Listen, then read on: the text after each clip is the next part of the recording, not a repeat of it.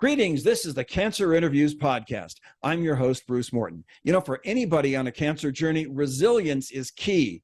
On the heels of her diagnosis with cervical cancer, as if that weren't enough, our guest on this episode was hit with two other events, each one of them a stressor. But she fought back with a can-do spirit that should be of inspiration to anybody, cancer journey or no cancer journey. She is Rachel Rump of South Bend, Indiana. And this is her story. So here she is. And Rachel, welcome to Cancer Interviews. Thank you, Bruce. I'm very excited to be here.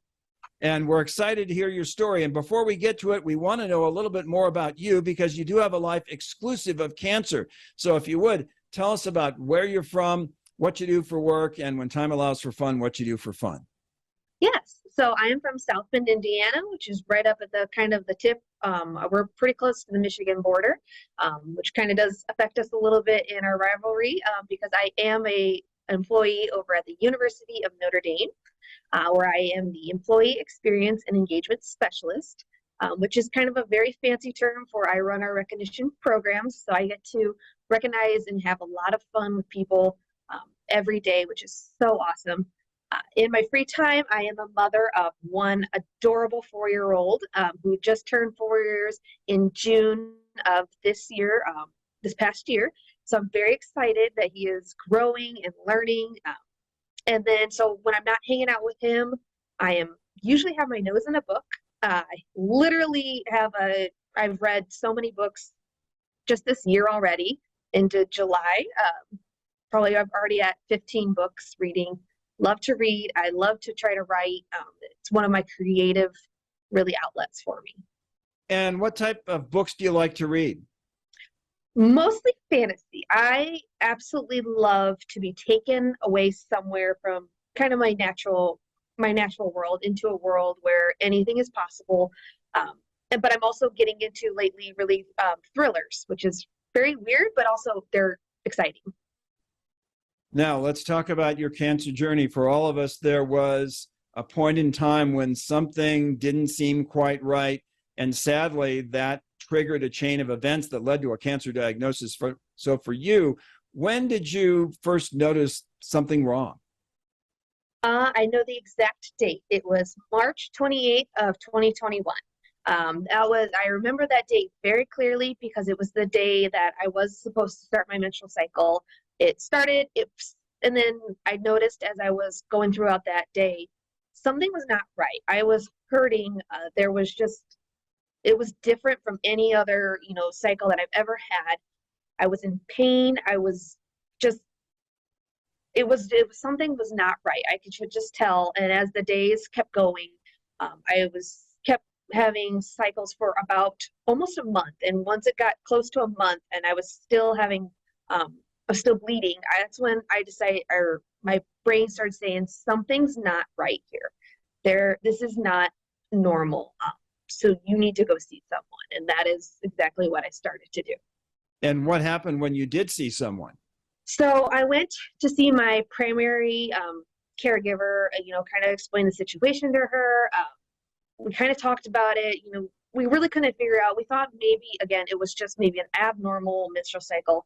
So I was given some pills that were supposed to, stop the bleeding and kind of get me back more on track. And so I took them throughout the whole prescription. Still nothing happened. She prescribed it to me a second time.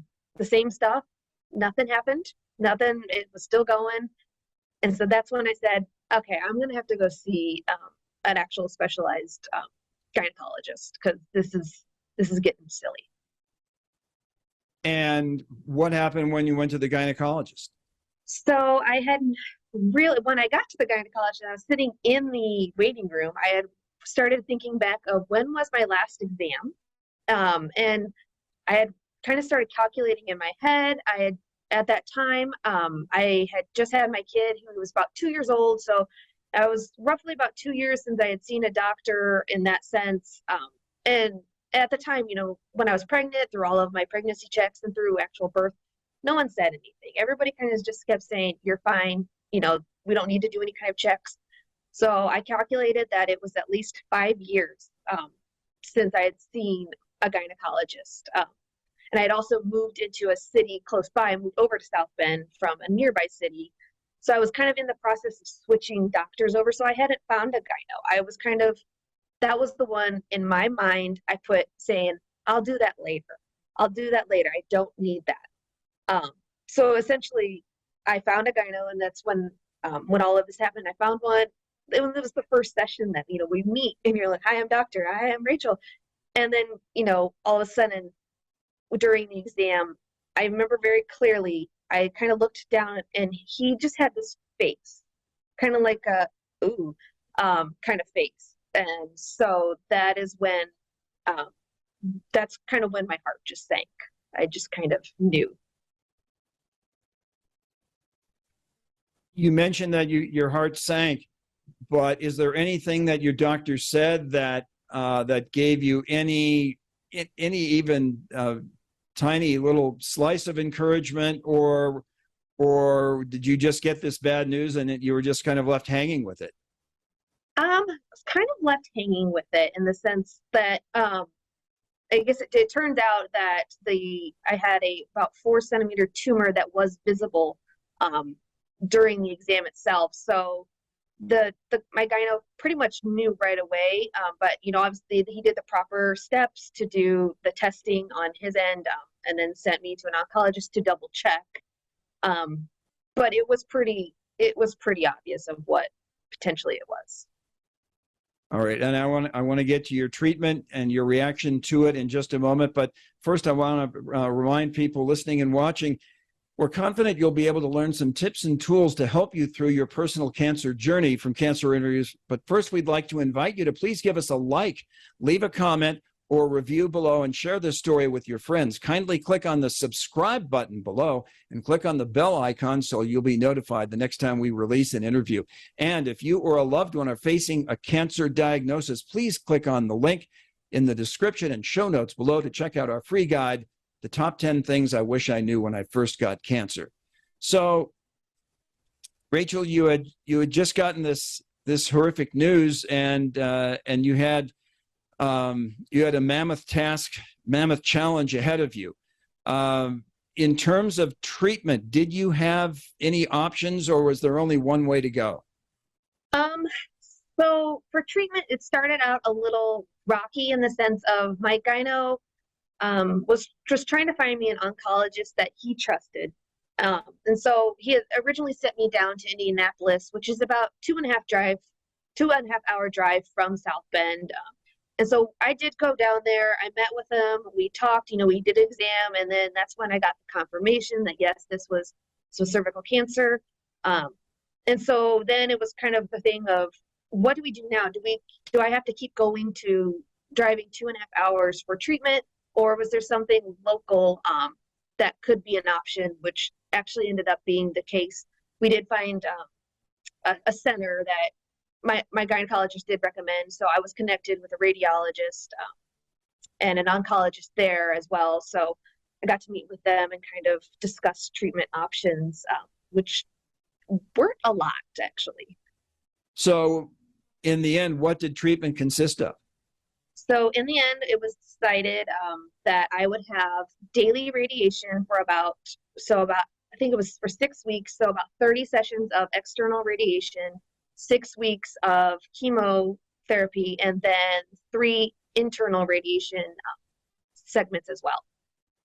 And what was the toughest part of that? The toughest part out of everything, it was more of the loneliness, because this was happening in 2021. So we were still during COVID. Every place still had, masks, mask requirements. They still had spacing requirements. And so the entire time I couldn't have anybody in the infusion suite with me for any of my chemo treatments. Obviously, during a radiation treatment, no one else can be in the room with you. Same with the internal radiation. So for the most part, I was left alone. I was alone, but not alone. And so that was really, really hard to be taking that into perspective, that I was by myself doing all this, and I'm covered by a mask, but I'm not even being myself. I'm covered, and then just being poked and stuck with every day. So it was a lot. At this point, we would be remiss if we didn't bring up the fact that there were other things going on in your life at that time.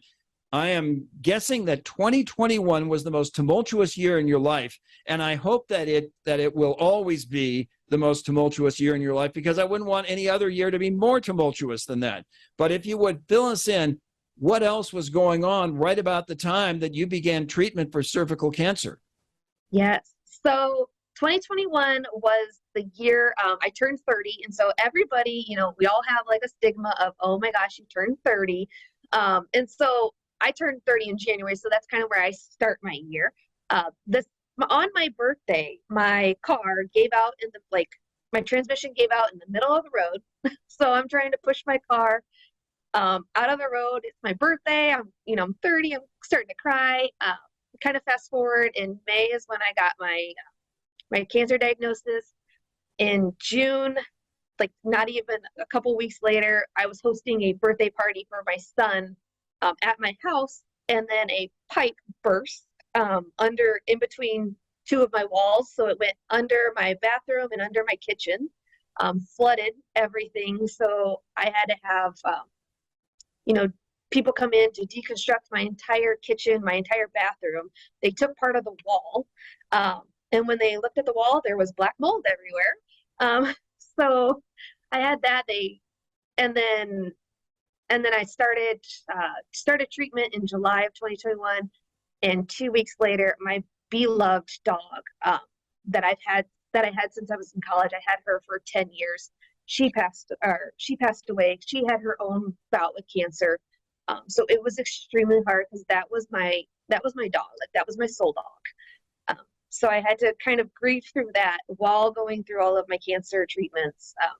And so it was so difficult.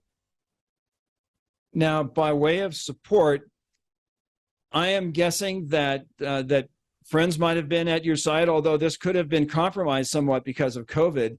But in terms of the cancer piece of this, there is a national support group that helps people who have been diagnosed with cervical cancer, and the name of the group is Survivor, spelled Cervivor.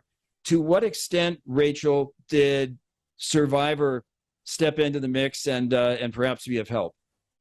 So I found Survivor when I was searching through like cancer support groups and everything. I was really trying to find something to kind of connect with, because I had a couple people that, they had bouts with their own type of cancer, but no one really had cervical cancer knowledge and everything. So no one really kind of knew exactly what I was going through. And so, I'm searching, and I happened to come across Survivor. I immediately clicked that follow button, and then connected and started, seeing the posts on my Facebook of people reaching out. I reached out my own difficulties with that, and I got so much support. And it was so nice to be like someone to say, yeah, I had that too, and this is what happened with me, or yeah, I had that, and all of this. It was so different to actually have someone that's like, yeah, I understand that. I realize that Survivor is in the business, if they're not really a business, but in a colloquial sense, Survivor's in the business of helping women who have been diagnosed with cervical cancer. But I suspect at some point when you interacted with the people from Survivor, they found out about all the other things that were going on with you, your car, your house, your dog. Taking all those things into consideration, were the people at Survivor helpful in that way as well? Yes, there were so many people when I kind of put my story out there that, they also said like, that's so sad what happened with you, but I also had this happen. I had someone that said that they were going through a divorce during their cancer. And so I don't want to say it was nice, because that is not the right word, but it helped my heart to know kind of that someone else was going through just as much stress in their life at the same time as just cancer. So it was amazing to have that support. And I suspect that you have some familiarity with their website because you went to it, and their address is survivor.org. So that's Cervivor.org. If one goes to survivor.org, Are there other ways that the website can be of help to a woman? Yes. So you can share your cancer story. You can kind of go through and kind of, I would say, like a profile together of what, your cancer steps. And that way then you can connect with others. And that way you can see someone maybe is close by or someone that went through the same exact things that you've kind of gone through. And then they also have an amazing blog, which was something that I started connecting with because writing really does help me. So I decided to put in and doing a blog, and that it was just amazing. Once I hit send, I was like, I had this huge just breath of like something like just leaving, and it was so nice. Meanwhile, you're going through chemo and radiation, and did you go through any of the things that people often associate with chemo, like hair loss or food tasting like metal, that sort of thing? So I went through, I called it hair thinning. And so it wasn't so much, I didn't lose all of it. I think I had too much to lose. But there were times that I was definitely taking some clumps out. But at no time did it ever look scarce. I did notice, I guess I don't even want to say it's positive because that's not the right word. But I didn't have to shave my legs, which was super nice for a girl in summer. That was kind of nice in the sense. But I do remember I just didn't go with a lot. I wasn't very hungry very much. I didn't really want to eat a lot. I was on a lot of like anti-nausea medicine that I had to take and keep track of, they're like, you take this one 2 days after chemo, you take this one 3 days after chemo, all kinds of, I was juggling, I called it a little pharmacy that was supposed to help me stay, not get sick, even though I did. But thankfully the food never changed the taste. I just didn't really want to eat a lot. I kind of just wanted to lay down. Now, were you still working at Notre Dame through all of this? Yes. Thankfully at the time, we were working remotely. So I was working from my house, which AKA meant my couch, which was it was really nice to just have my laptop in. My boss was so supportive of my journey, making sure, she would always kind of send a chat before, she asked me to get on a call because she knew that I might be sleeping, especially if I came right after radiation. I usually came home and took a nap because I just was wiped out. The reason I ask about whether you were still working is that, unfortunately, one of the things that is part and parcel of chemo is that it can affect you in a cognitive sort of way. And here you are still working. You still have a job to do. How tough was it to continue with your job if you had any cognitive issues because of chemo? It was difficult. There were times I felt that I was missing things. In a meeting, someone would ask me to do something and, oh yeah, I got it. And then I end up forgetting it, or because maybe I didn't write it down, or I didn't really understand what I wrote down. And there were a lot of times that you could just kind of tell that I kind of spaced out. It was not there. Now, here is one of the more pleasant parts of our conversation, Rachel, and that is at some point during this journey, I'm suspecting that you sensed that you were turning the corner. You were getting the upper hand on cancer. What was that like? That was such an empowering moment. I remember I was with my radiologist, who was probably one of my biggest supporters throughout the journey also. He was kind of always there, letting me know exactly what's going on, kind of what we're doing. He had kind of pulled, during one of my radiation sessions, he was in the hallway and pulled me over, and he's just like, hey, I want you to know that tumor is being demolished. Like, it's smaller, it's going. We're on the right track. And so I was like, wow, okay, good to know. Like, I can do it. I can last. I can make it through. My body I was getting tired. Everything was hurting. My veins were so sore and, like bruised because of the needle pokings and everything. They started going through my hand, and so my hand's all bruised. And so physically I was done. But at the same time, I said, I have to keep going. I have to. And I want to get to that persistence of yours in just a second, but in terms of the here and now, in the year 2023, if prior to your diagnosis, you could call your health, every bit of your physical being 100%, today, how close are you to 100%? I'd probably say around 70%. Throughout my treatment, the radiation kind of had its effects on my body. My radiologist kind of joked that they call radiation the gift that keeps on giving. And so we started in 2022, I began having issues with my kidneys because of the radiation kind of affecting into the ureters that come out of your kidneys into your bladder. I also learned at that time that apparently it's bilateral. So I have two small tubes instead of one that comes out of the kidney. And so they had started to shrink. And so not fluid couldn't get past there. So it was residing in my kidney and expanding it, which could have caused really bad, like kidney disease, kidney pain. So I had to go through a lot of treatments for that to get that down and kind of under control in that sense. So if you're at 70%, simple math says that there are some things now that you can't do, or maybe you can do them, but you can't do as well. What are the things that leave you at less than 100%?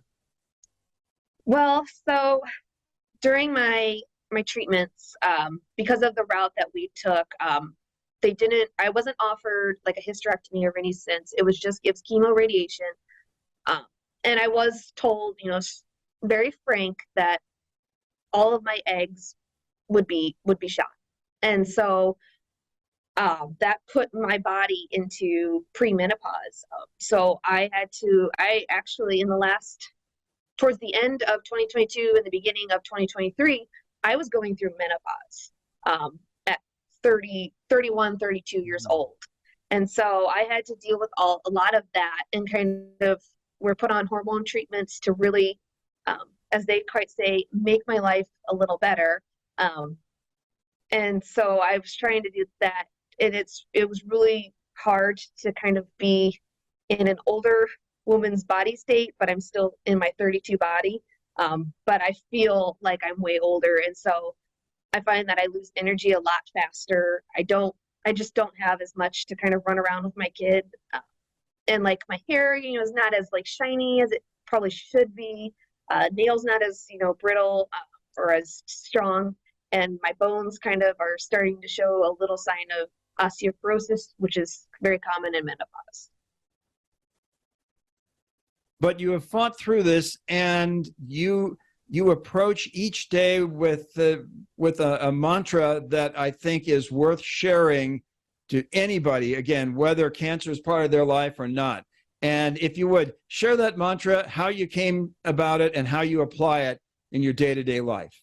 Of course. So my mantra is, I will take any sentence that I have to do the dishes. I change that word, I have to I get to. And so that really shows, it just makes you stop and think of the gratitude of actually being able to do that.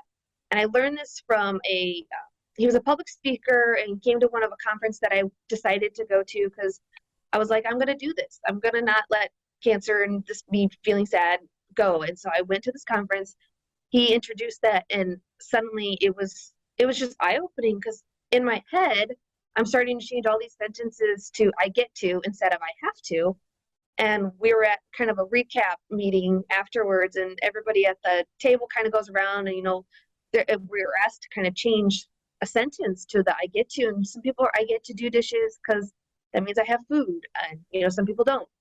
And I sat there and I just said, I get to live, and I get to see my son grow up because I beat cancer. And so that's when everything just kind of clicked. And so then I make that a mental thing, that anytime, even if it's a mundane task, oh, I have to take out the trash. No, I get to take out the trash. Like I got to do enough stuff to take out the trash. And it just suddenly, it opens your eyes to really have that gratitude in there. Our guest is Rachel Rump of South Bend, Indiana. She's a survivor of cervical cancer. And Rachel, I would be remiss if I didn't ask you about a couple of the other things that were really making life difficult for you in 2021. How's your car and how's your home now? It's good. So my car, about a week after it broke down, I was able to actually lease a brand new one of the same version. I couldn't give up my dream car, and so my car is awesome. My house actually looks more beautiful than ever because, I have a brand new kitchen. I got to totally design it, which was really, really nice. I got, like the white cabinets, the white countertops, new stove, like all new flooring. And then in the bathroom, I got to do one of the best or my favorite things, because like when I was watching shows during like after treatments and stuff, I was watching TV. I watched a lot of HD TV. And of course, at the time in 2021, the biggest thing was shiplap. And so I was so excited because I got to do shiplap in my bathroom. And I was like, look at my awesome bathroom that I get to relax in. And then I was able to do a memorial service for my beloved dog, able to get her ashes and really kind of work through them. And then also in October of 2021, towards the end, I decided to one day I went to our Humane Society and I saw this dog and they said, yeah, she needs a home. And I said, well, come in my car. And so I ended up bringing her home, and she has just become, she automatically fits right into our family. She's in love with my son. And I always like to think that my dog Cookie, who passed, she led me to go there. Like it had a hand in that, saying, this dog is perfect for you. You need her. And so I was like, I'm going to listen to you. And what kind of dog is she, and what's her name? She is a pit bull mix, and her name is Bagel, because I name all of my dogs after food. And so she is about 6 years old. She was used for breeding, which is really sad. So it was I felt like me and her healed together as well. Wonderful. Rachel, thanks so much for a great story. We didn't have to hear your story. We got to hear your story. So thanks very much for sharing with us. I'm sure it's going to be inspirational to those who listen, and also it will be informative as listeners hear about what you went through. So Rachel, thanks very much for being with us on Cancer Interviews. Thank you so much, Bruce. And that will conclude this episode. We want to remind you, as we always do when we conclude, that if you're going through a cancer journey, you or a loved one, you are not alone. There are plenty of people out there like Rachel, and there are groups out there like Survivor, which can be found at survivor.org, that can be of help. So until next time, we'll see you on down the road.